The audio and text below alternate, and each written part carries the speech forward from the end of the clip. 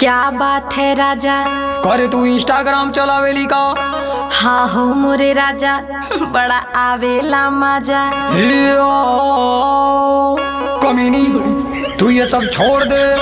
ऐसे कैसे मैं इंस्टाग्राम छोड़ दूं राजा। अभी टाइम है जाने मन, तू होश में आ जा। इसमें क्या है बुराई आप ही बताओ ना। देखो पूरे गांव में मेरी नाक तुम कटावो ना।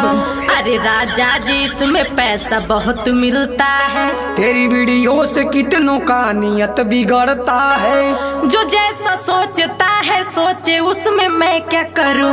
तू इंस्टाग्राम पे वीडियो बनावल बंद करूं। देखा राजा एमे फिल्टर बहुत कमाल के हा। हाई वीडियो त सारे टिल्ठुआ के माल कहो। मान जाए राजा हमके वीडियो तू बना।